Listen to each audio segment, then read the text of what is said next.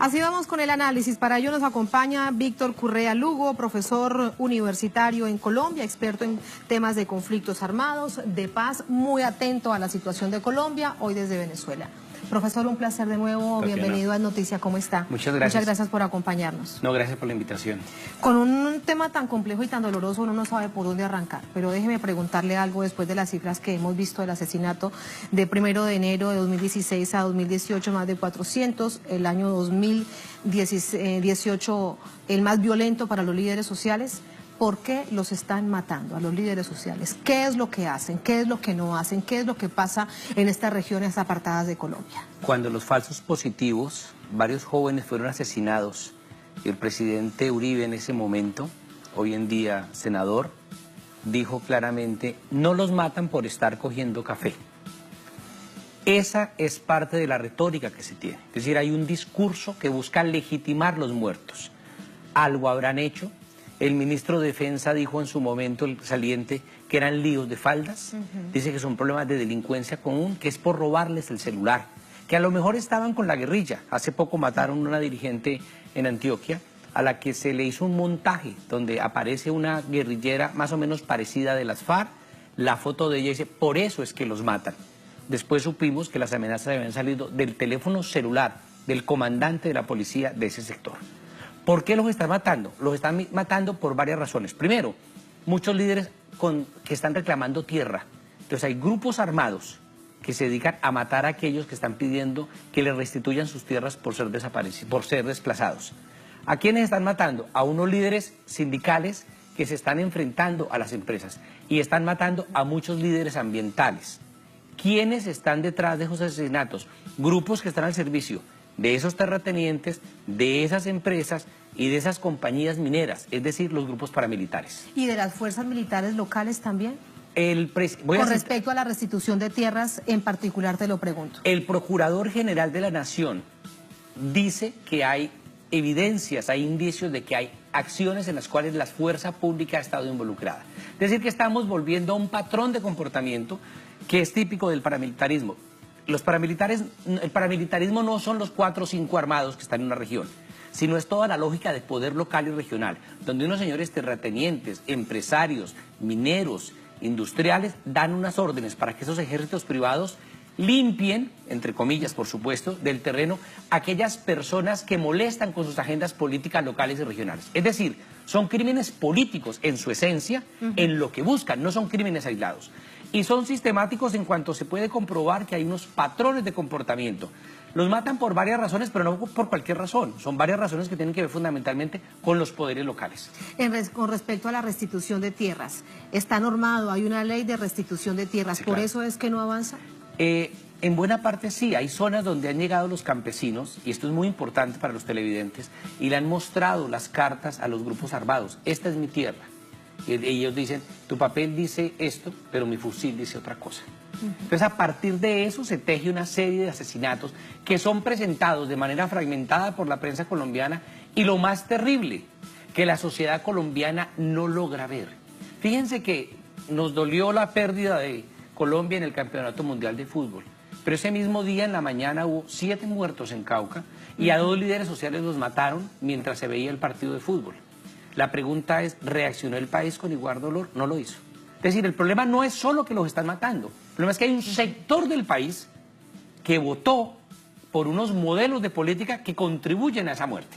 Hay un modelo de país, hay un sector de la sociedad que justifica esos crímenes. Y eso es tal vez lo más terrible de lo que está pasando en Colombia.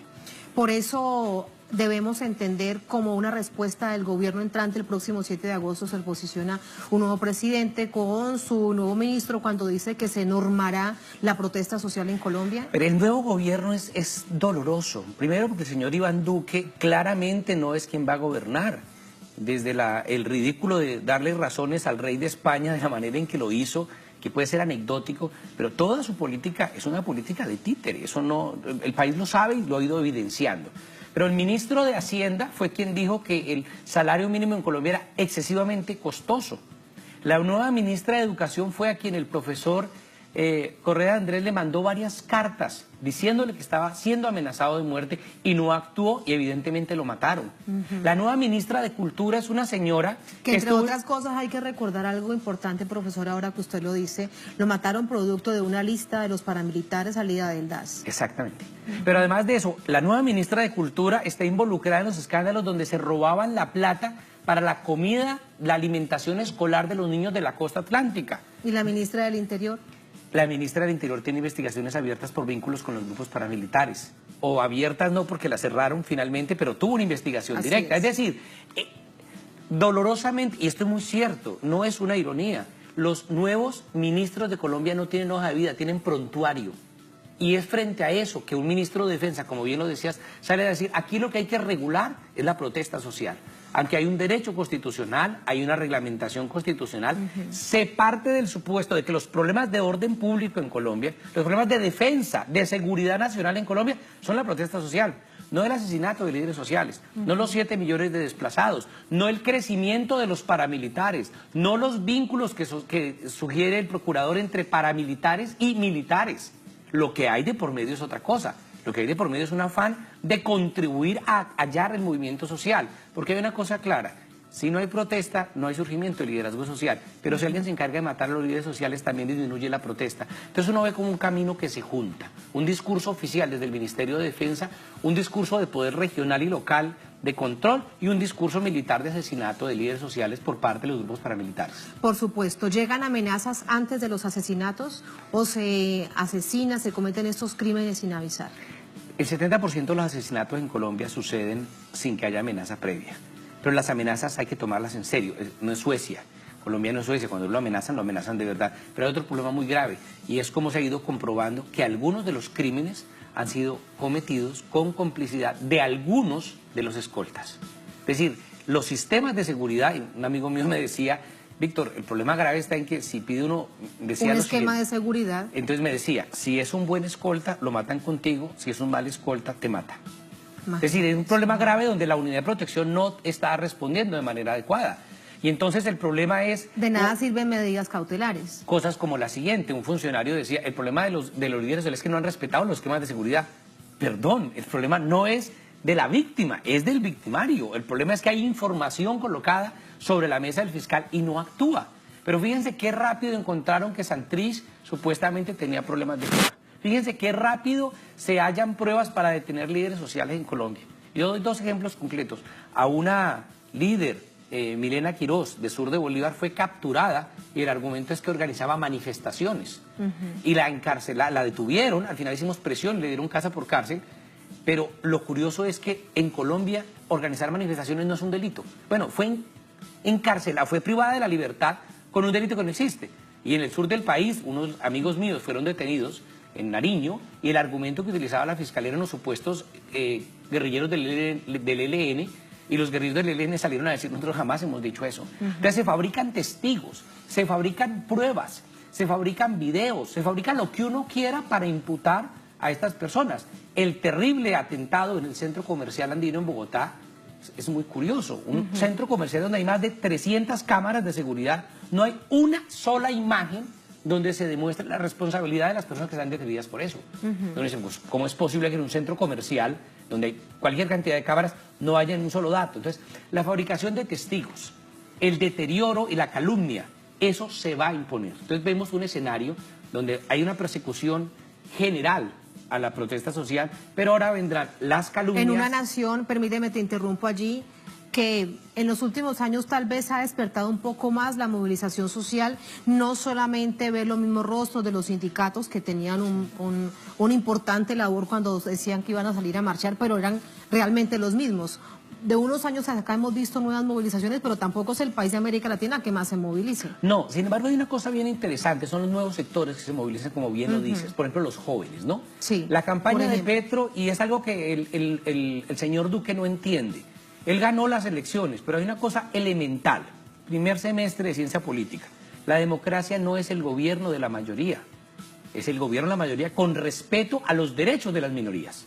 Y una minoría de 8 millones no es cualquier minoría. Entonces lo que estamos reclamando es democracia, lo que estamos reclamando es derechos humanos. Por eso se viene la andanada contra eso, ¿no? Contra la democracia, contra los derechos humanos, contra las libertades públicas, y el afán del nuevo gobierno es eso. Ya la Junta de Empresarios, los directivos, los empresarios colombianos le han pedido al presidente Duque, por ejemplo, que recorte los salarios. Le han pedido al presidente Duque que aumenten los impuestos. Entonces hay una serie de medidas económicas que son claras, de una consolidación mayor del modelo neoliberal en Colombia, acompañado de una gran represión. Pero te iba a decir, no solo la represión general contra el movimiento social, campesino, indígena, sino también va a haber una represión selectiva que va a estar basada en un brazo legal, que ya lo hemos visto, que es la judicialización. Es decir, Tatiana, te invento un discurso, te invento el crimen que sea, te armo un prontuario, te condeno moral o socialmente, te reviento. Y lo que no se hace de manera ilegal a través de los paramilitares. Eso ya lo habíamos visto particularmente en los 8 años del gobierno del expresidente Uribe. Con el gobierno Santos, evidentemente esto disminuyó. No podemos decir que se acabó, que los falsos positivos dejaron de existir, porque no es verdad. Pero sí disminuyó ese nivel de presión y de tensión social, en particular con la oposición política. Fíjate una Eso cosa. mismo lo vamos a ver entonces. Sí, y ya se ve. A partir del triunfo electoral del señor Iván Duque, ha aumentado de una manera brutal los asesinatos, las amenazas contra el movimiento social. Eso, en Colombia decimos que cuando uno por el desayuno ya más o menos se sabe cómo va a ser el almuerzo. El almuerzo. Pues aquí ya, sin haberse posicionado, es que hay una cosa contundente. El señor Duque gana y el día siguiente, en menos de 24 horas, llega al Parlamento y pide detener la discusión de la Justicia Especial para la Paz. O sea, aquel temor de que el señor Duque iba a hacer trizas la negociación de paz con las FARC no es ya un temor infundado, es real. Entonces van a tratar de judicializar y narcotizar al liderazgo de las FARC, a Santrich, a Iván Márquez, a todos los que pueda para extraditarlos, ofrecer algunas dádivas en las bases guerrilleras de las FARC y colocar unas condiciones al ELN que el ELN es imposible de cumplir. Por lo tanto van a buscar reventar la mesa, patear la mesa sin patearla, colocándole cargas al ELN. Y el proceso de paz con las FARC desafortunadamente ha hecho, como lo digo yo en uno de mis artículos en el blog de Telesur, que aumente el escepticismo y el deseo de algunos guerrilleros de las FARC de volverse al monte. O sea, estamos frente a un escenario realmente peligroso donde quiere hacerse trizas no solo la paz, esto es increíble, sino más de todos 60 los años esfuerzos. en guerra, y veremos que todos los esfuerzos, bueno, quedaron en vano. Sí, desafortunadamente los esfuerzos que ha hecho la sociedad por construir paz, y ahí es donde tenemos que insistir. Entonces, a los colombianos y colombianas que me puedan estar viendo, tenemos que insistir defendiendo, 1, la democracia, 2, las minorías, y 3, los derechos humanos, y 4, la paz. Lo que se viene no es poca cosa.